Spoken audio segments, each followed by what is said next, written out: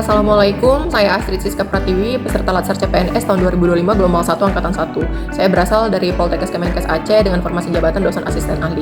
Hari ini kami membahas tentang agenda 3, yaitu tentang Smart ASN bersama Ibu Lydia. Pada materi Smart ASN ini dibahas adalah tentang literasi digital, kemudian pilar literasi digital dan implementasi serta implikasi dari digital itu sendiri. Untuk literasi digital itu kita sebenarnya lebih menekankan kepada 4 kompetensi yang harus dimiliki oleh ASN dalam menggunakan ruang digital, yaitu ada digital skill, kemudian ada digital culture, ada digital ethic, dan digital safety. Jadi sebenarnya untuk literasi digital itu kemampuan kita untuk mengakses, mengelola, memahami, mengintegrasikan, mengkomunikasikan, mengevaluasi, dan juga menciptakan informasi aman dan tepat melalui teknologi untuk pekerjaan.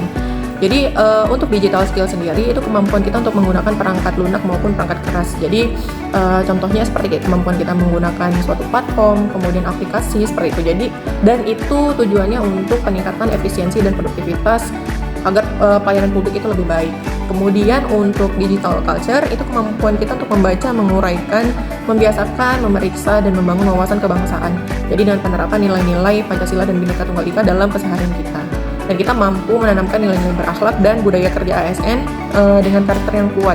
Jadi diadopsi dalam penggunaan teknologi dan perekat pemersatu bangsa agar terhindar dari tindakan kejahatan misalnya seperti hoax, kemudian hate speech, dan konten-konten yang negatif. Kemudian untuk digital safety itu merupakan kemampuan mengenali, menerapkan, dan juga meningkatkan kesadaran perlindungan data diri maupun data pribadi serta keamanan digital. Jadi dengan meningkatkan keamanan misalnya menggunakan kata sandi yang kuat, kemudian kita mengaktifkan autentifikasi dan aware terhadap tautan yang mencurigakan, itu kita bisa meningkatkan keamanan data diri kita. Jadi kita bisa menjadi garda terdepan dalam menjaga keamanan data. Selanjutnya digital etik itu kemampuan menyadari, mencontohkan, dan mengembangkan tata kelola etika dalam keseharian. Jadi bijak menjaring komentar, kemudian menjaga kerahasiaan data internal. Manfaatnya itu membangun kepercayaan publik, mewujudkan transparansi akuntabel, serta memberikan manfaat bagi masyarakat luas. Untuk pilar literasi digital, terdapat beberapa tantangan dalam menimbang urgensi penerapan etika bermedia digital. Pertama itu penetrasi internet itu yang sangat tinggi ke masyarakat. Kemudian perubahan perilaku masyarakat yang dari konvensional ke media digital. Yang selanjutnya interaksi masyarakat dengan gawai itu makin tinggi. Sehingga itu harus diimbangi dengan etika dalam digital. Misalnya dengan mengedepankan kemampuan self-control dalam mengakses, berinteraksi, kemudian berpartisipasi dan berkolaborasi di ruang digital untuk tujuan yang positif.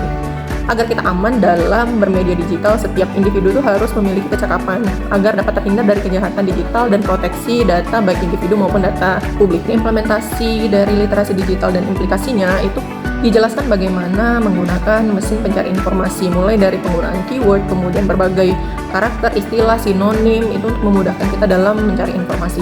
Kemudian diajarkan juga etika dan etiket dalam berinternet, dan dijabarkan bentuk kejahatan digital serta cara menghindarinya.